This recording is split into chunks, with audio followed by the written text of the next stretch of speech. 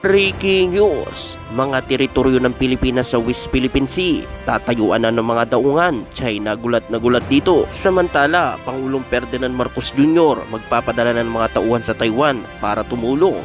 Ito ang ating tututukan ngayong araw na ito. Saglit lang ito mga kababayan, kaya humanap na ng pwesto. Tara na, umpisahan na natin ito.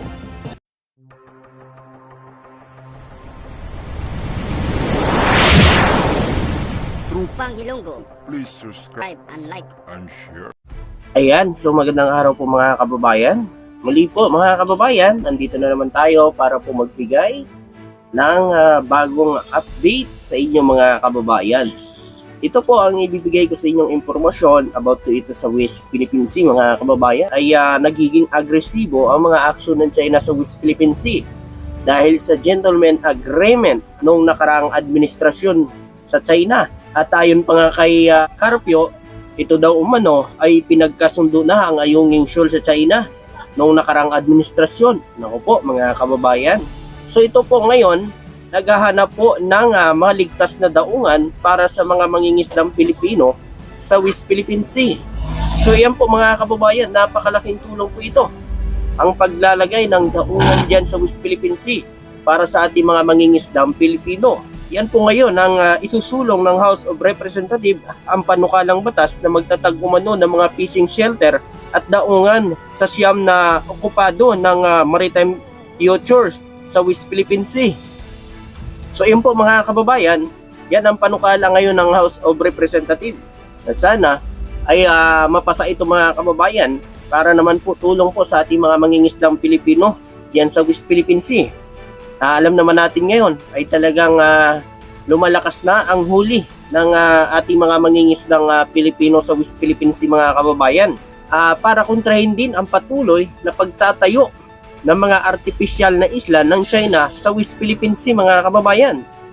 Kasama umano sa House Bill na 9011 ang mga isla na Lawak, Kuta, Likas, Pag-asa, Parula, Panata, Patag, Reserve, Ayungin Shoal upang magsilbing ligtas na mga lugar para sa mga mangingisda kung saan maaari silang sumilong sa mga hindi inaasahang pangyayari ayon sa isang balita. O ito po mga kababayan, di ba sinabi ko na nga dyan sa isang video natin na ang BRP Sierra Madre ay isa po sa mga gagawin pagagandahin nito para hindi talaga mabulok. So i-repair ito mga kababayan. Ito mga kababayan, ang silbi nito ay para po sa mga mangingisdang Pilipino. Kung sakali po mga kababayan ay magkaroon po kasi na minsan di po natin maaasahan yan.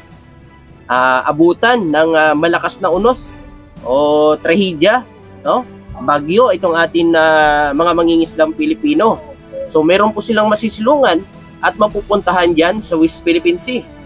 So ito rin ngayon ang isinusulong ng ating House of Representatives mga kababayan. Sana maaprobahan ito para naman makatulong sa ating mga mangingisdang Pilipino. At ayon pa dito, may mga akda na panukalang batas na si Agri Party List Representative Wilbert Lee ay nagsabi na ang shelter na daungan at may iimbak din ng mga gears at supply at mga kagamitan sa mga komunikasyon. Yan.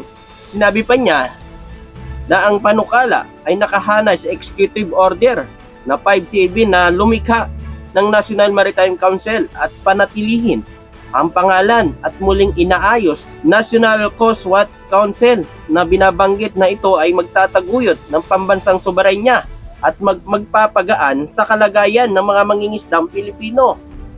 O di ba mga kababayan, ito din kasi mga kababayan ang panukala na ito na 57 ay isa ito sa mga pinirmahan ng ating mahal na Pangulo para maprotektahan din ang ating mga teritoryo dyan sa West Philippine Sea. Dahil sa ngayon mga kababayan, nakikita naman natin talagang garapal na ang China ngayon sa pang-aangkin dyan sa ating mga teritoryo. Kaya kailangan lang na palakasin pa ng Pilipinas ang pagbabantay dyan sa West Philippine Sea. Baka hindi po natin mamalayan, baka mamaya ay magiging province of China na tayo.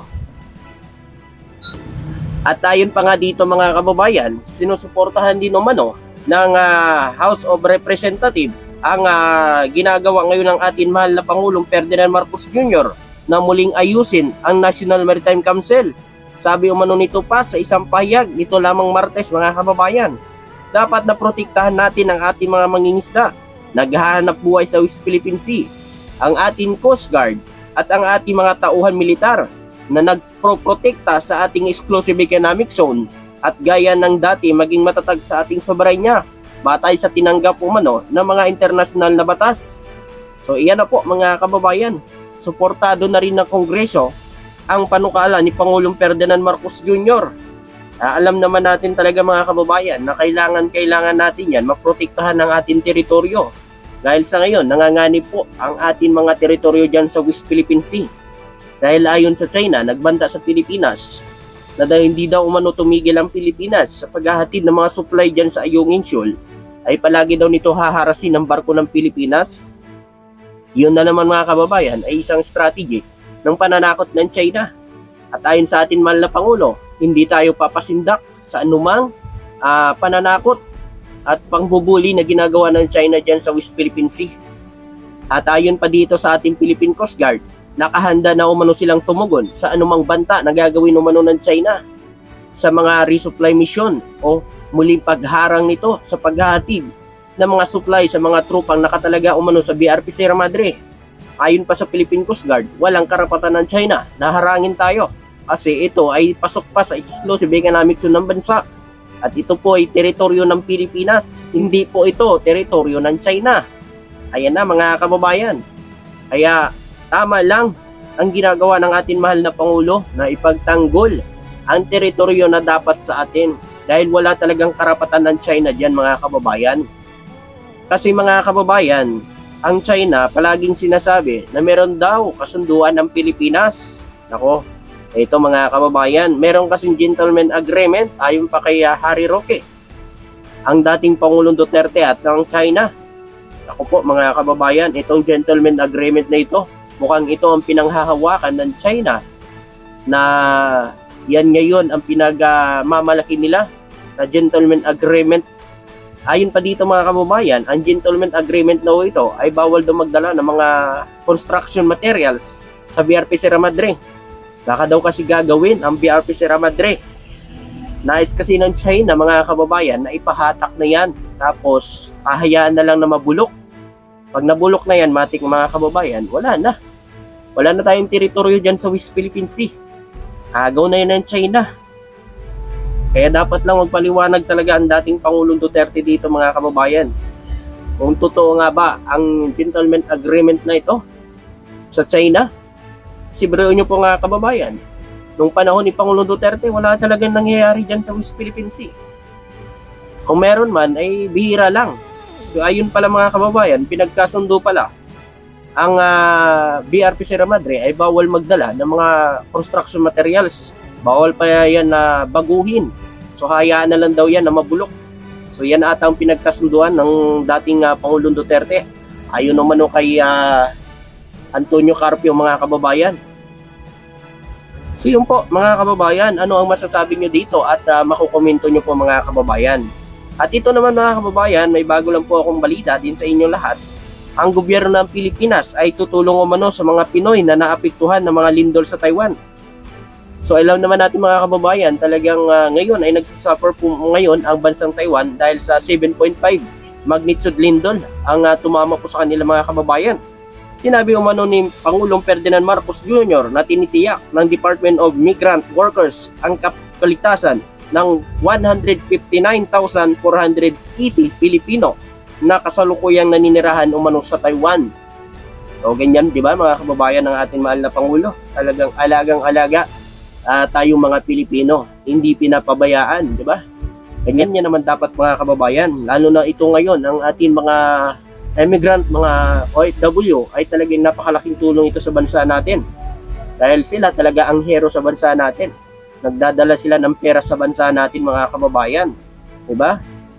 Kala nyo ba ganun-ganun lang yung trabaho ng ating mga OFW? Kaya ganun ang pagpapahalaga ng gobyerno sa ating mga OFW dahil sila talaga ang bayani sa bansa natin.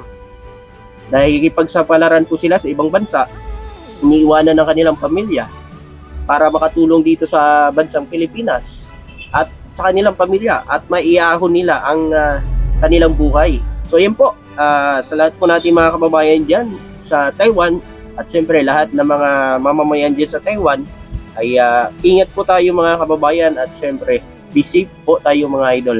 Magdasal lang po tayo, may awang Panginoon at maililigtas po tayo at titigil na yan. Kayo mga kababayan, ano kaya ang masasabi nyo dito? At makukomento nyo sa ginagawa ngayon ni Pangulong BBM sa West Philippine Sea at sa kanyang panunungkulan. Pabor ba kayo dito mga kababayan? At siyempre sa mga viewers natin dyan na mga DDS, so sana naisip nyo rin mga kababayan na suportahan na lang ang bansa natin. Kasi alam naman natin mga kababayan, wala naman ibang hiling ang ating mahal na Pangulo kundi paunlad rin ng bansa. Subalit, ito kasi mga kababayan natin, hindi ko alam bakit gano'n. Parang gusto nila ata, Duterte na lang ang mamuno sa bansa natin. So yun po mga kababayan, maraming salamat po at patuloy sa pagsuporta. Maraming salamat at magandang araw po.